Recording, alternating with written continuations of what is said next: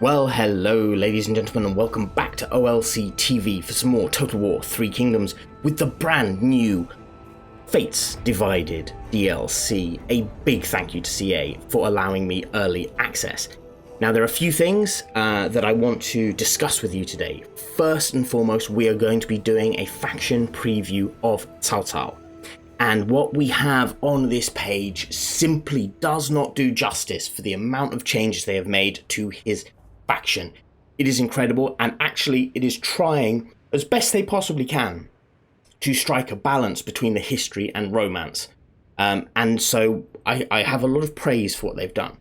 Another thing I should note before we get into anything more detailed is that this is an early access version of the game. There are bugs. This is not the release candidate patch of the game, and certainly I know that there will be updates coming to a lot of the things that you will see. So don't take everything, the stats and the characters and everything as read. There will be updates. If you see something that goes wrong, of course, just remember that by the time it's released, it's most likely going to be fixed. Now, that being said, let's have a look at how Cao Cao has changed according to this. First thing we noticed is Cao Ren. We know Xun Yu, we know Xiahou Dun, we know Xiahou Yuan, we now have Cao Ren.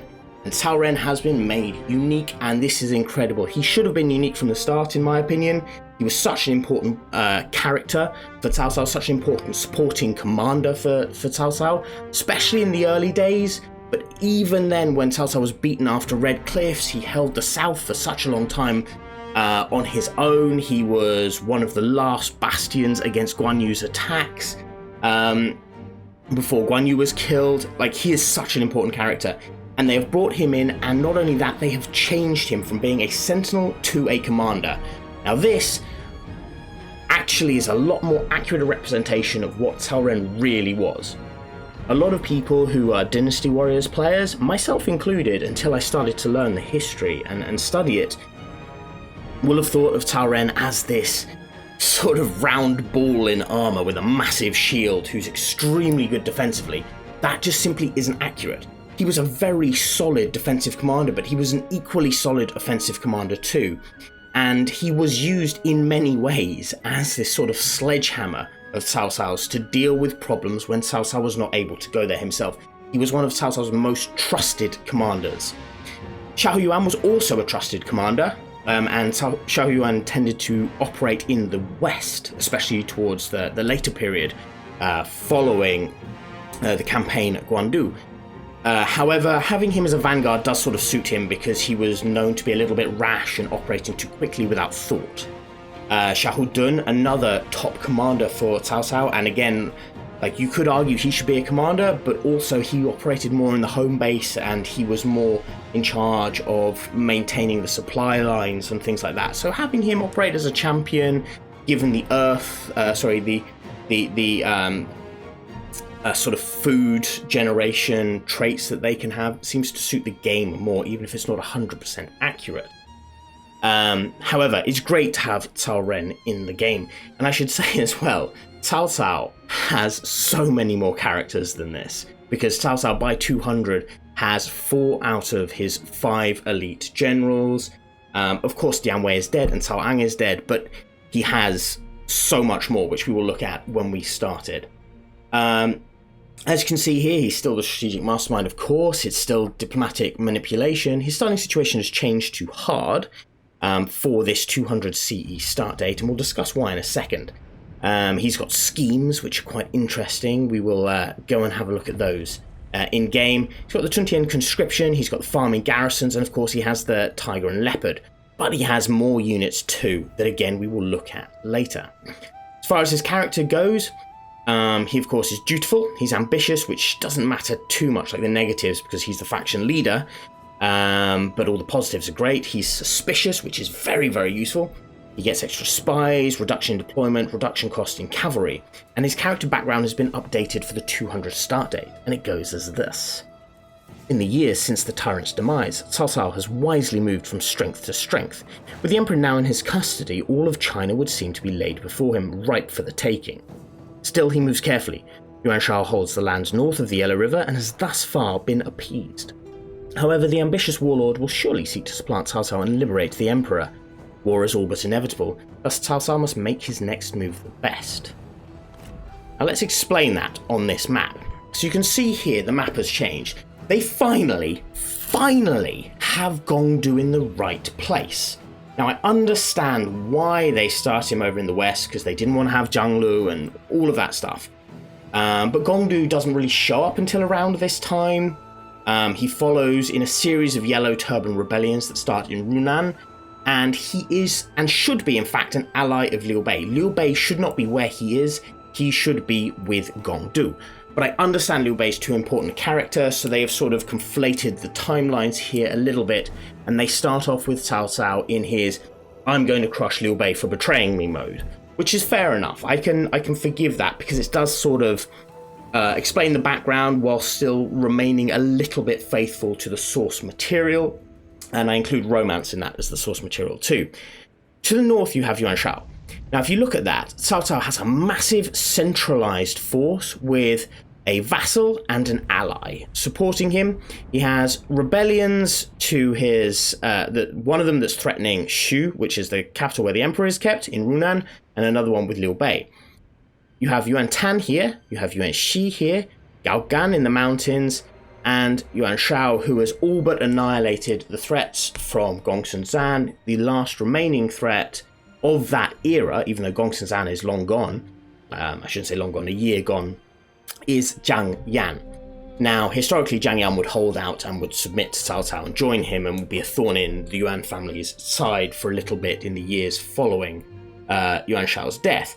However, for this, he's basically a whipping boy for Yuan Shao in the early game. Now, if you look at this, you can see that Cao Cao seems to have a more powerful position, and I think that is historically relatively true. What Cao Cao was doing, and the game does this quite well, is he has Yuan Shao's flank here under control, and he had this under control by two gentlemen.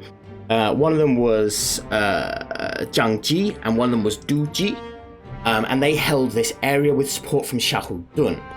Xiahou Dun held the army, whilst the other two were more government administrators. And they held against Gao Gan, fought campaigns against Gao Gan. They also invited Ma Teng across as a loyal supporter of the emperor to help deal with problems. They did pretty well in this area to bottle in Yuan Shao and stop his expansion to the west. On the eastern side, Cao Cao had just recently accepted the surrender of Zhang Ba, the bandit, and also some of Lu Bu's troops. And he would use these guys to sort of push Yuan Tan out of this area and push him north of the Yellow River, therefore sort of trapping Yuan Shao in, which forced Yuan Shao to come centrally, which is where you see his power base is. His vassals could not expand, Cao Cao had them trapped, so they had to come centrally, come down and force themselves towards Shu to take back the emperor. And that is the situation we have ourselves in, and I just think the way they have laid this out is absolutely magnificent. Cao Cao is surrounded by enemies, he has war on all fronts. Liu Biao is no friend, he is a former friend of Yuan Shao's. Sun Ce is an unreliable individual for Cao Cao. Technically, he has sworn vassalage to the Han court and therefore to Cao Cao, but isn't really getting involved in what's going on in the north. Liu Zhang is doing his own thing and is too far away. Ma Teng has a decent force but isn't to be trusted because, of course, he's a former rebel from that northwestern region. So it's a really interesting start date, and it's hard for a reason. Anyway, we're going to go and have a look at this. I'm just going to show you my settings here. This is what I have for my settings for this preview. This is what I usually play as well. So yeah, enough of me talking about the history. Let's get into the game. 仿佛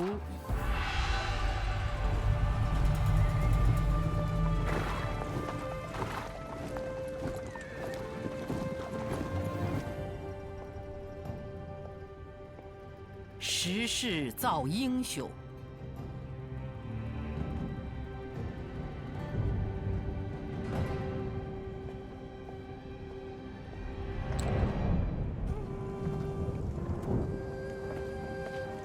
然，英雄与奸雄，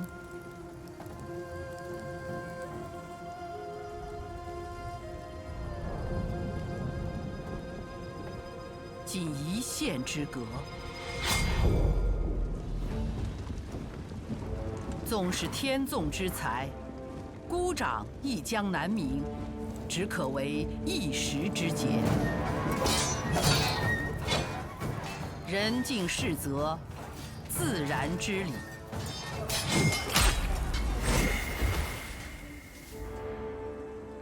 但智者当知晓，何时应搁置野心，共图大业。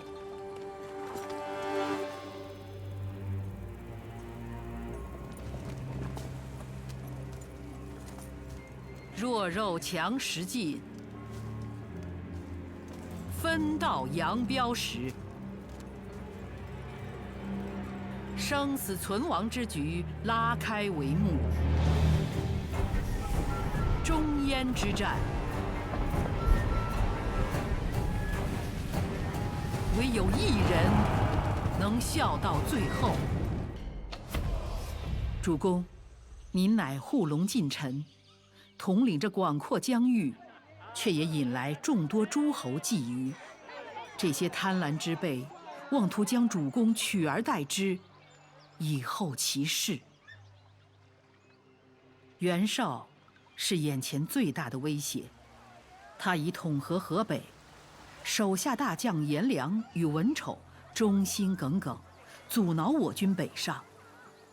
但他手下的其他将领或许不会拒绝您的招揽。刘备与其结义兄弟曾与主公结盟，如今却投向袁绍，主公当领军平之。袁绍还将黄巾军残部收入帐中，我方边境不胜其扰。此等逆贼虽不成气候，但需斩草除根。主公，您不可懈怠，否则天下将再无宁日。覆灭所有的敌人，一统天下，还这乱世一片清明吧。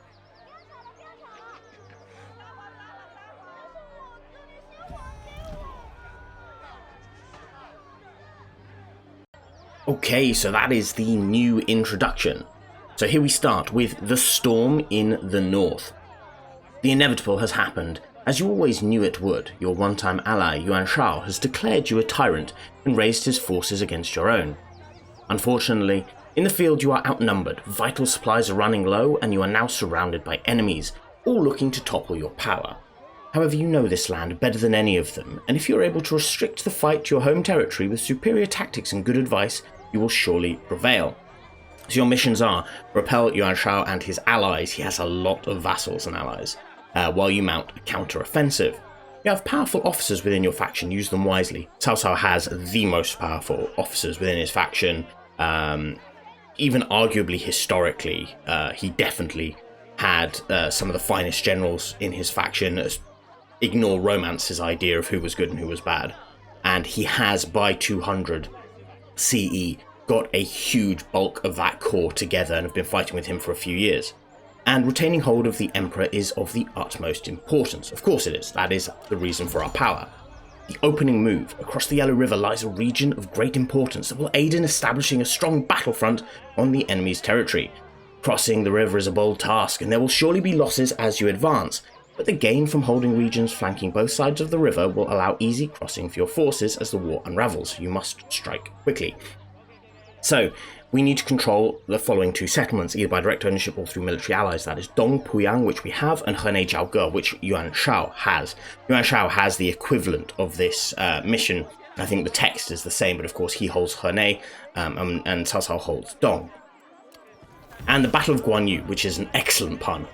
My lord, the Ke Liu Bei, has betrayed your rule and sided with the enemy. On your eastern border is his oath-sworn general Guan Yu, advances with the will of his traitorous leader's bidding imbued within his blade. They seek to strike in the midst of chaos while your gaze is directed upon Yuan Shao. Send a message to the traitors and strike down Guan Yu, and we'll get 1,000 for that. And thinning the herd, which Yuan Shao also has. The enemy's forces advance on your lands with fire in their hearts. Admirable but foolish, their numbers must be culled should you seek to truly weaken the foe. Each defeat they suffer will bring you one step closer to victory. Defeat 5 garrisons or armies from Yuan Shao and we get lots of money. So that is the situation as things stand. Now I'm just going to explain some of the characters and the historical situation before we look at some of the new cool things that we've got up here in a little bit more detail. So first of all, as I think I explained before, Liu Bei shouldn't really be here by now. This action has already happened and Cao Cao should be just legging it all the way back up here to support his forces up in the north. That is not the case as things stand. And I think they're doing this just because this is quite a cool little bit of conflict that happens. It sort of sets the scene and sets the story up for Guan Yu joining Cao Cao, Guan Yu leaving Cao Cao and all of that, which can be part of the story if you make the correct options. They're part of events, sorry, if you make the correct options. Of course, you already see Guan Yu leaving in the trailer, so you know what's going to happen if you do certain things. So there's no spoilers there at all. Now, you do have this problem with Liu Bei here, but you do have some support, and this support comes in the form of Chen Deng. Now, Chen Deng was a former official under Tao Qian, who then was an official under Liu Bei, who then was an official under Lu Bu. However, like Zhang Liao, when it looked like Lu Bu was going to lose, he reconsidered his options and surrendered his forces to Cao Cao. Now, why did people like Gao Shun get executed, but Zhang Liao and Chen Deng survive? The reason is this. These guys surrendered with their forces and swore an oath of loyalty to Cao Cao and the emperor, which then Cao Cao agreed to let them become either his vassals or to become direct commands in the case of Zhang Liao. Gao Shun did not. He fought to the end and then did not wish to betray his master and therefore had his head shoved on the end of a pike. So Chen Deng is someone who has recently joined Cao Cao and would go on to become a loyal subordinate, though he dies relatively quickly historically after this event. But he's quite an important character here for dealing with Liu Bei. Liu Bei's armies are pretty mediocre. This is Baby's first battle. You smash him, and I'll tell you now as well, you have a 100% capture rate for this as well, just to enable the story. That is not usual. Liu Bei has his army here. His army is pretty mediocre too, apart from the commanders, but even these guys are quite low level. They're quite easy to smash, so this is supposed to be an easy campaign to win. And Chen Deng can go in here and take Haixi, and you can just generally clear this up between you quite effectively, between Cao Cao's army and Chen Deng's. However, you do need to watch out because you have Zheng Jiang here, who you're at war with, who is an irritation. You need to deal with her quite quickly because she's aggressive. You might be able to sue for peace within a turn or two, but you know it's not going to last. She's got nowhere else to expand to. You surround her, smash her, get rid of her. Over here, there's Yuan Tan, who is a new, unique character. Of course, he existed before, but they've made him unique. He is the eldest son of Yuan Shao, the unfavored son, and he holds all of this territory, having recently defeated Kong Rong. Kong Rong, of course, has joined Cao Cao's faction since being defeated. Now, Yuan Tan is the one who has allied with Liu Bei, brokered the alliance. And he doesn't have very many good generals or many good soldiers right now, but he has the potential to grow quite quickly because, as we know, this area can be very, very fertile for money farming. So you need to push into this territory. Historically, this was done by Zhang Ba and his forces, but Zhang Ba starts off in Cao Cao's court, who I'm going to go through in a second. So you're going to have to do it with Cao Cao's army directly. Down towards the south, you can see we've dealt with Yuan Shu. He's been finished. We have Sun Ce on our border. Sun Ce historically is nominally a vassal of Cao Cao, and he had too many things to worry about down south, so he was never realistically going to be a threat to Cao Cao. And the two of them supported each other directly and indirectly on occasion. But essentially, you can consider him an independent faction, and that's what they've done for the game, and I think that makes absolute sense. However, there is this chap here, Li Shu. Now, Li Shu was a direct report of Sun Ce, and he was left behind in Lujiang here, not specifically Hefei, but he was left behind in Lujiang to operate this area in the name of Sun Ce. However, because this whole area, and like I said, Sun Ce was essentially a vassal of Cao Cao, even though it was indirectly, Cao Cao's the inspector of Yangzhou, which is this whole territory here, went to go collect taxes and generally do his job, but was killed by Li Shu, and this led to a falling out. However, this happened around the time Sun Ce was about to die. Sun Quan took over, and Sun Quan begged Cao Cao to deal with the problem, and Sun Quan sent his armies in here and smashed it. Actually, by doing so, it allowed Sun Quan to keep this territory, otherwise Cao Cao would have sent his armies in to deal with it, even though Cao Cao at the time was dealing with the Yuan brothers up here. Over here we have Gongdu, as I've said before, in his historical position. This is fantastic. Now, Liu Bei should actually be here with Gongdu, but, you know, it doesn't matter. It's just great to see Gongdu in this area. Gongdu has a sizable, decent force of yellow turbans, and he's someone to watch because he could create massive problems for you. You have Xiahou Yuan here. Now, Xiahou Yuan should not be here. This should be Cao Ren, but, you know, the historical positioning of all of Cao Cao's generals, apart from Yu Jin and Cheng Yu here, is just completely wrong. But we do have Xiahou Yuan here, and he's got some new troops, which I'll discuss in a second. So you can build up an army here and defeat Gongdu with relative ease. Xiahou Yuan is more than a match for him. The emperor is in Chen rather than the capital, but, you know, it seems that Cao Cao's capital is in Chen, so it's okay. Zhang Xiu is your vassal. He has recently surrendered to you. He, of course, is the man who is responsible for the death of Cao Ang and Dian Wei. But through his surrender for the second time, actually, he then becomes a loyal and valiant fighter in Cao Cao's armies, would fight bravely in the whole campaign all the way up to White Wolf Mountain, but would die, I think, on the way back from that campaign, if my memory serves me correctly. He is a solid commander. He's got some mediocre troops right now, frankly, but you can get him to help you out with Gongdu because of his proximity. I would not get him involved with the battle in Yuanshao, even though historically he was there, because you want him to act as a buffer between Liu Biao, Zhang Lu, and yourself, because you have no troops really in this western region at all, so you have to rely on him. Over here, you've taken Luoyang, you've rebuilt it, you have Chang'an as well, which is quite nice, and you have this territory here. Now, actually, historically, this territory was held by different people than it's currently commanded by, which is Xiahou Dun. Xiahou Dun was actually here. He was down here near Hangul Pass, actually on this ford, with troops over here as well, on this ford, guarding this region, and occasionally would lead raids across. But this immediate area here was led by another chap called Du Ji, who is in Cao Cao's court.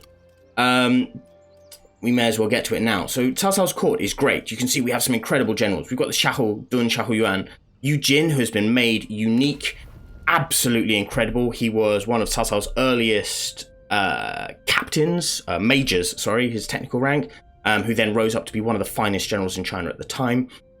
He works as a pair with Yue Jin often in Cao Cao's armies, either with one acting as the vanguard, the other acting as the rear guard, and then swapping depending on what the campaign was. Yu Jin was renowned for the discipline of his troops, and actually Yu Jin was used to control people who Cao Cao thought would be going to be a little bit unruly.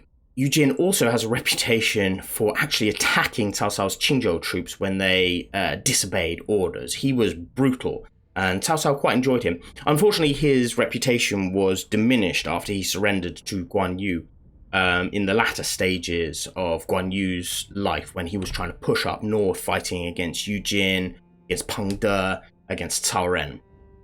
Yu Jin surrendered, Peng De died, Cao Ren managed to survive.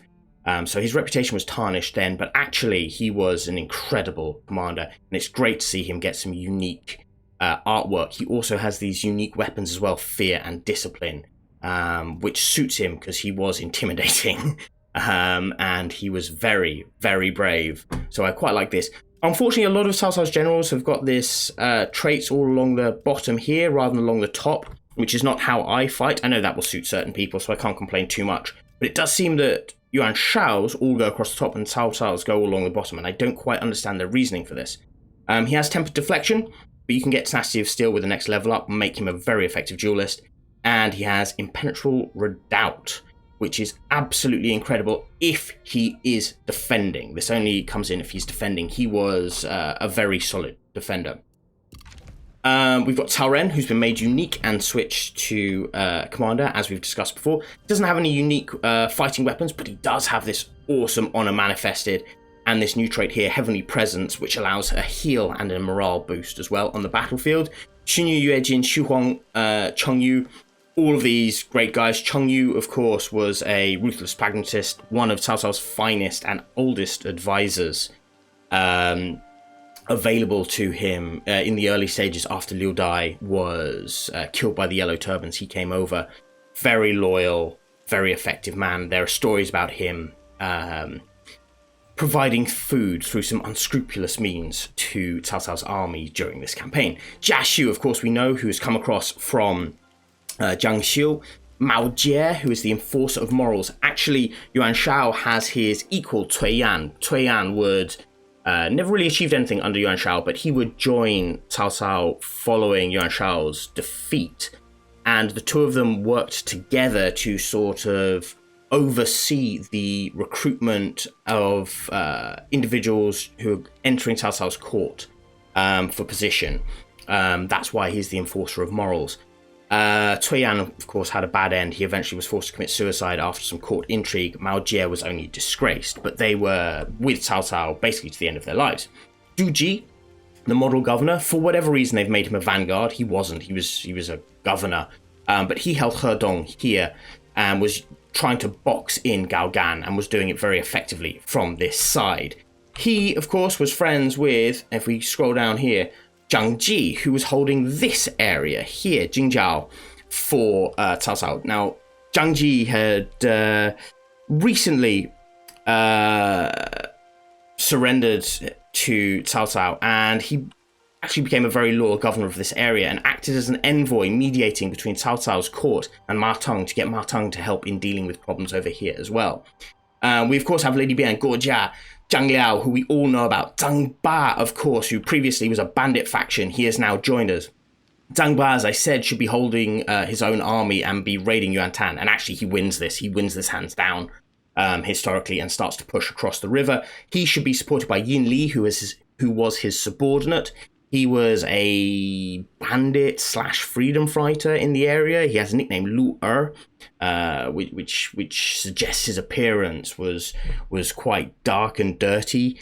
And he was, an effective and loyal subordinate to Zhang Ba in the campaigns. Kong Rong, of course, has recently joined Cao Cao. Xu Chu, we know, and he has taken over the job as full-time bodyguard since Dian Wei's death. Han Hao, subordinate of Xiahou Dun, the feeder of armies. For whatever reason, we don't get Zhao Zhi, but Zhao Zhi should be there as well. The two of them worked as a pair. Xun You, who got the incredible artwork last time. Now, Xun You, I'm slightly disappointed. He is in the court. Xun Yu should be in the court. Xun You should be with Cao Cao. That's how it worked. They have it the wrong way round. I'll say this as well.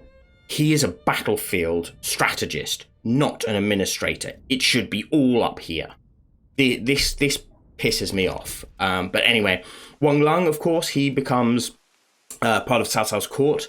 Yang Biao. Now, Yang Biao is a scholar, but they've made him this vanguard. Yang Biao is a scholar who ended up writing histories after Cao Cao's death. He was no friend of Cao Cao at all. Cao Pi brought him back in and gave him some positions, but he was no friend. And then Cai Yang. Now, Cai Yang should be dead by this stage. Cai Yang is the guy who he followed Liu Bei to go and defeat Yuan Shu down here. But when when Liu Bei betrayed Cao Cao, Cai Yang's men and himself were killed. So Cao Cao, as you can see, has an incredible array of talent. Absolutely incredible array of talent. They are in the wrong places, as I said. For whatever reason, we have Xun Yu here. First opportunity, I would knock this on the head, put Xun Yu in here, or Guo Jia, both of whom were Cao Cao's chief advisors. Send Xun Yu to be an administrator, because that's what he's good at. Up here, we have Yu Jin and Cheng Yu, who are actually the only two people who are in the historically correct position. Guarding the ford. Their job was to raid across and basically delay Yuan Shao's actions. And that's exactly what he's doing here, because you do not want Yuan Shao to cross and take Puyang. So that's exactly what they're doing. There should be Yue Jin here as well, because they operated as a 3, with Chengyu holding the fort of Puyang, with Yujin and Yue Jin actually doing the fighting. But, you know, it's close enough. I can be happy with that. It's close enough. Over here, we have Cao Ren, who, as I said, should be down here. He has Xu Huang, who shouldn't be here. He should be with Cao Cao's army, and Yue Jin.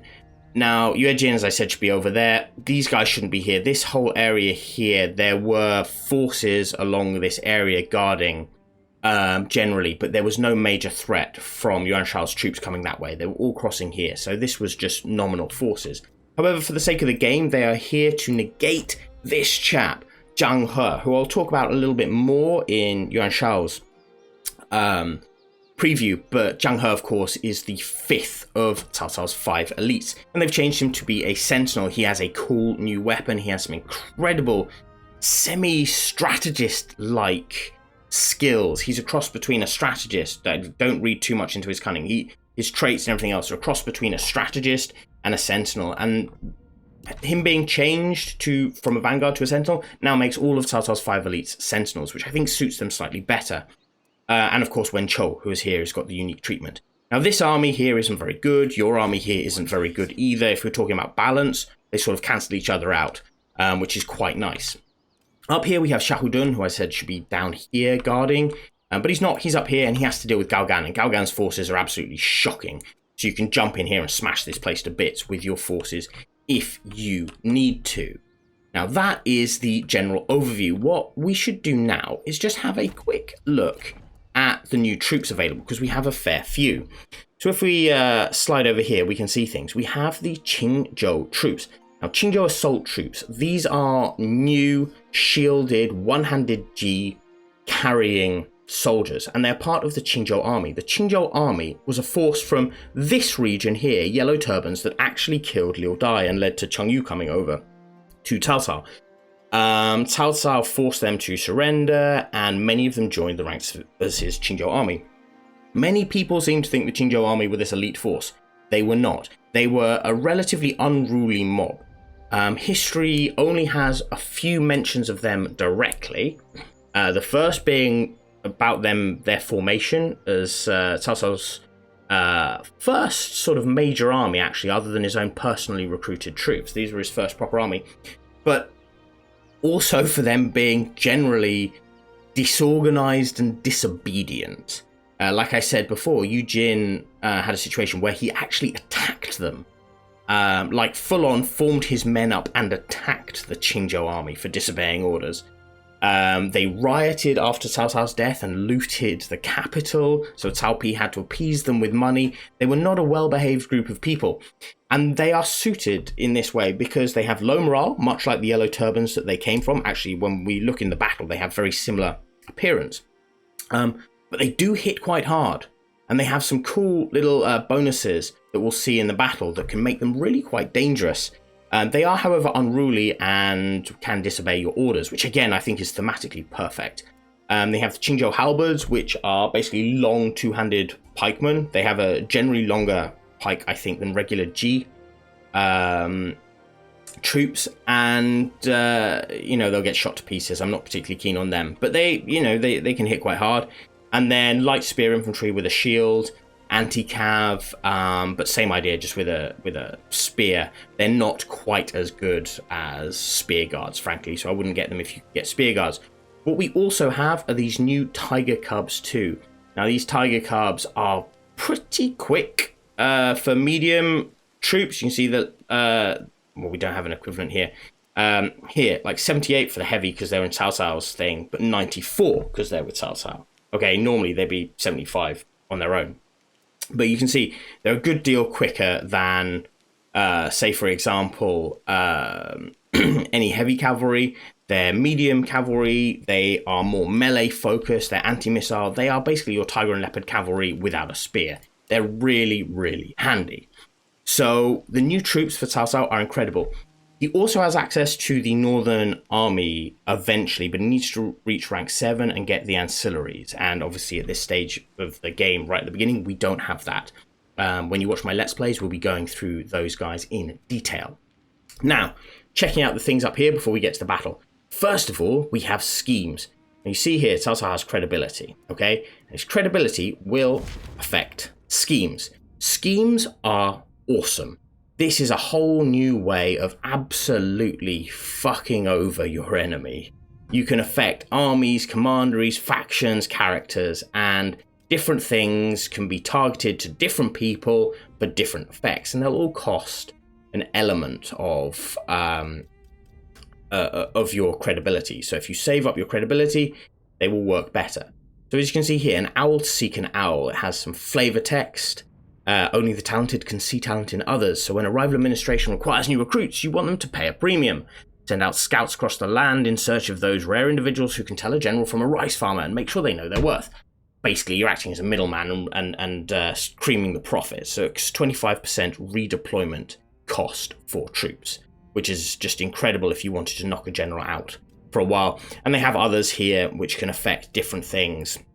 You can boost your own credibility as well. It's just awesome. We also have the Faction Council, which is a new way of getting missions. Now, in this case, each one of these guys will give you a choice, and you can only choose one. Say, for example, this one, if we choose it, we will get a trade agreement. This one, if we choose it, it's going to cost us 500, but we're going to get a new character. So for the sake of showing, I'll do that. And if we go back, that's it. Only once they've now returned to their regular duties, we cannot do more. We also have this imperial intrigue. Now this is incredible. Because we control the emperor, we have access to enemy of the Han, where if we pick anyone who has below 51 favor with the emperor, we can make them an enemy of the Han, therefore destroying their reputation with other Han factions. We can also increase favor of individuals. That will cost us 5 of our favor and increase 15 imperial, or we can decrease at a cost of 10. This is a great new strategic element that they've never had before to diplomacy, and actually it gives a balancing act between other factions and Cao Cao, because Cao Cao's manipulations can really ruin relationships between factions, and this can too, and now you have a way to get back against Cao Cao, which is absolutely incredible. On the court front, we have all of these guys in various positions. You've got some administrators and prime minister to apply. And the family tree, Cao Ang, of course, has died, but we have Cao Pi, Cao Jiang, and Cao Zhe. Cao Zhe is your highest rank because he had the most promise of these three as a boy, but of course Cao Pi, we know, would prove to be a better commander. Anyway, enough of that. It's time for a fight so we can show off these people and show off Cao Cao's new toys. So normally I would fight this in a night battle, but because we want to show off the people, I'm not going to. Anyway, I'll see you in the battle. Okay, so let's bring everyone back here just so we can have a look at them, and then I'll do a formation. Starting here, we have our Tiger Cubs. Now they have Vanguard deployment, which is quite nice. I don't know if that applies to every general as well, by the way, but I have a feeling it does. I haven't tested that out yet. But they look really, really cool. They look like the Tiger and Leopard cavalry, just with a saber, with a dao, rather than with a spear. Nice shield, decent armor, medium armor rather than heavy armor. More melee focused as well, and they move relatively quickly. I don't particularly like the medium Tiger and Leopard cavalry, just because when you can get the heavy, why do you have the medium? But these guys add a little bit of variety. Very, very good melee holding troops on a cavalry scale means that they can work with your heavies. Your heavies can smash in. These guys can be left behind just to chop everyone up. It's quite nice. They're also fast enough with the likes of Cao Cao and people to go around the flanks and just disrupt their archers, as we will no doubt see in this battle. Here we have the Qingzhou halberds. You can see their yellow turban origins in their clothing. Nice long pike type G here as well. Really quite like their models there. Got 2 units of them, and then over here we have the Qingzhou assault infantry. So these guys, again, very similar clothing to the yellow turbans, but we've got a round shield here and a one-handed G, and I love the fact that these G have bells on as well, so you can hear them when they're coming. I think that's absolutely awesome. They look fantastic. Cao Cao and Xinyu always have looked the same. Everyone else has looked the same. Let's arrange our guys here. So we're up against Guan Yu. He doesn't have any cavalry. What am I going to do? I think I'm going to have the Qingzhou assault infantry in the front. If these guys countercharge, they will absolutely rip his front line to pieces. These guys are going to be on the flanks, ready to pin down Guan Yu. We're going to have our archers behind. We're going to have crossbows here. We're going to have some crossbows here. We're going to have you back here. We're going to have you close to the front line because you're going to need to deal with Guan Yu's tricks. I think that is us ready to go.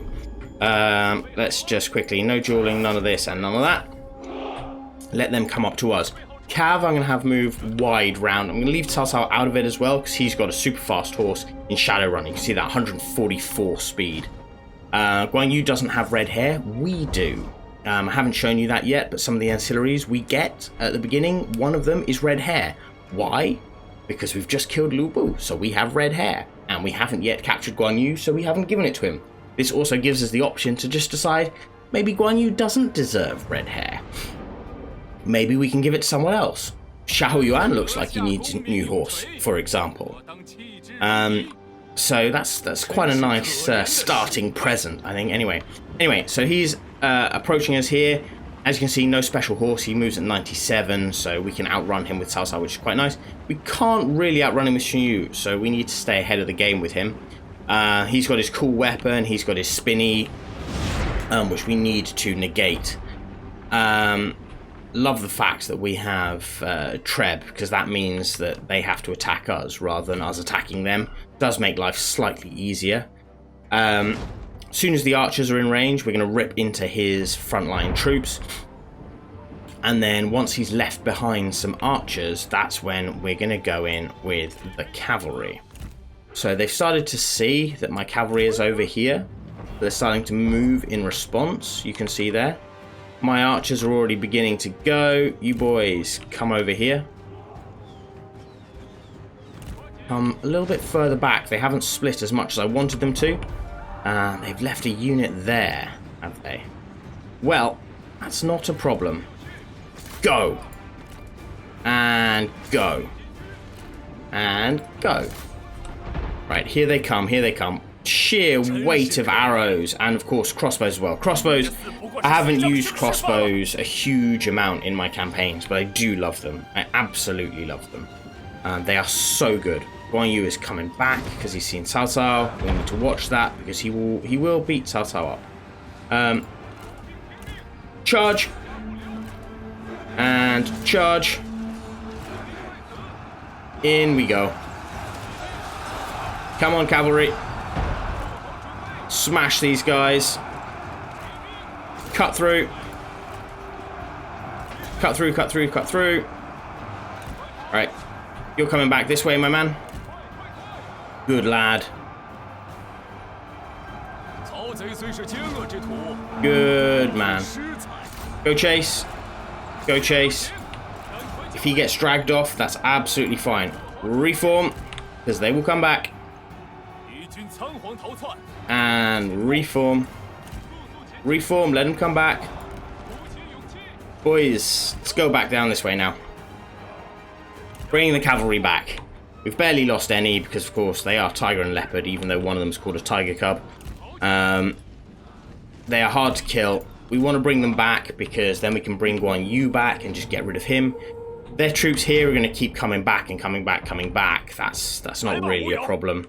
Any of these G militia are just going to get the shit shot out of them. Don't stop. Come back. There's spears there. Alright, these guys are coming back. Go on, toss up. Go deal. Go deal. Cav. Over here, please, boys. We have some people to deal with. Go on, you can go chase them. You're going to come over here. And I think chase them. Cao, you're going to fall back here. Let's just speed this up. Is he going to come back to us? He is. He's just waiting for his spear guard to get together. That's absolutely fine. These cav are just going to chase these guys down and kill them. I don't think they're a major threat to my cavalry. No, they're not. They're not. Alright, reform over here, boys. Come on. Ah, he keeps going for my cavalry. Such a waste of his energy. Anyway, go chase. Come on, boys. Back this way. Back this way. Go on, you can... no, you can stay there. You can stay there. Back this way. Right. Gank him. Everybody on him. You need to move here just so you're closer. Cao, get in. Ride. Get them. Okay. And we'll drop some of this as well, just to help out. What we want to do now is 1, 2, 3, 4. Keep these guys back. You get out of the way, just because we don't want him to be hurt. Not that I'm actually going to continue this campaign. This is just for the preview. But, you know, for the sake of doing it right, we should do that. His health's just going to tick down and tick down and tick down because, you know, it doesn't matter how good he is. Rank 5, he cannot deal with this much. I mean, these Qingzhou guys hit pretty damn hard. And so there we go. Victory. Of course it was going to be a victory. It is Baby's first battle. Decisive victory.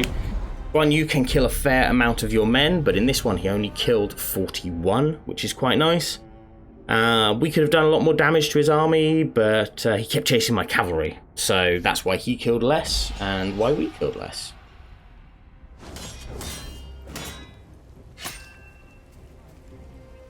And there we go. He's been dealt with. We lost some imperial favor, which happens after the battles when you're fighting people who are sort of within imperial favor. But we now, because it's 100% capture chance rate, we have the choice to execute, release, or employ. If you employ him, which I will do for the sake of this preview, of course you get Guan Yu, but I think it will open up some interesting options later on. For those of you who don't know the story, to be honest, it's hard not to avoid spoilers. But anyway, we get him, which is quite nice. What you can do as well is just keep pushing on here to Shapi, take this, and use this as a base of operations. What you can also do here, instead of going up here for the schemes, if there's something nearby, you can see our army here and this city here. You can click on these, and it will see this will appear. And if you wanted to do these, it tells you all about them, and you can choose to do them here, increase their construction time. It's not really necessary. On this front, we can get the Hawk and Tiger maneuvers, which will give us 50% more campaign movement range, which is just incredible. I mean, if you put that on, say, a Vanguard with plus 25% movement range already as their base setup, I mean, that's absolutely incredible. Over here, what I would also do is have Shahudun just rip into these territories, because you can auto-resolve almost everything up here. And I know this is an early release, so there's still balancing and everything else to come. I should state that, but as things stand, this is just, I mean, it's piss-takingly easy. Gaogan, absolutely a joke of a battle. And then final thing we need to look at here is the ancillaries. And like I said, we have red hair, which is absolutely awesome. Plus 5 expertise, plus 10 instinct, and you have so many people who need horses. So Cao Cao has Shadow Runner, which is great. But all of these guys, they have nothing. Nothing. And you have some really talented people down here who also have nothing. And because red hair gives expertise, just a suggestion, maybe Zhang Liao would like it. The Heavenly Dragon General, Cao Cao's finest commander, maybe he would like it. Or maybe you want a monster on the battlefield like Xu Huang who can rip entire regiments by himself. I mean, it's quite nice, though. To be fair, Xu Huang doesn't have the high instinct. Yu Jin should really have higher instinct. But, sorry, Yue Jin should really have higher instinct because he was a furious little fighter. And I do mean little, he was a short guy. Yu Jin, however, with his twin swords, has already got high instinct. So you get a double hit here for his expertise and his instinct. The options Xiahou Yuan as well. Like, the options are available to make your people great. You don't have to give it to Guan Yu if you don't want to, especially as you know he may well leave. However, who knows what will happen in the future as you go by the turns with Guan Yu. Maybe there are more options. Chu, of course, is also an option, should you wish to give it to him, because he has quite high instincts and his expertise will just help him better at dueling. Anyway, ladies and gentlemen, that is it for our preview today. I hope you've enjoyed it. Just a simple overview. Cao Cao has a hard start. He is surrounded by war, and you will need to be quite clever. You cannot, apart from this army here, you do not have guaranteed victory in any other area. Here, even with Cao Cao, you need to be quite clever just because Zhongjiang is at your rear. Here, you definitely need to kit out Xiahou Yuan with more troops to defeat Gongdu. Here, you cannot defeat Yuan Shao in a fixed engagement, but you might be able to sucker him into an ambush or something to defeat him here. Because, of course, he has Yanliang, he has White Horse Raiders, which I explain in the preview for Yuan Shao. I'm not particularly keen on him having those. I think he could have been given Horse Archers. He has lots of Xiongnu cavalry. He has the Xiongnu nobles, because the southern Xiongnu were his allies. And he has the cool new Ye Vanguard, crossbowmen and spearmen, who are really, really quite tasty. They are really good soldiers. So for Yujin, you definitely need more troops. Your guys here are good, but they're not good enough. And potentially even a cavalry commander in there. Shift him into an ambush and defeat him that way, because Yuan Shao will be booking it across there as fast as he can. Over here, you can set up an ambush or you can attack. The two armies cancel each other out. It's up to you how you do this. For me, I like to set an ambush and see if we can walk him into it, because Zhang He can be persuaded to join us relatively easily, as can Xu You, which is quite nice. Just putting it out there. This army, if you can defeat it, there's a high probability if you capture these guys, you get two quite good commanders. But, as I was saying, that is it for this preview. I really hope you've enjoyed this. If you have, please drop a like and subscribe. Another big thank you to CA for giving me early access. And I will be playing as Cao Cao, as Yuan Shao, and as Liu Yan in the upcoming playthroughs after all of these previews are finished. I'll see you in the next one. Bye-bye.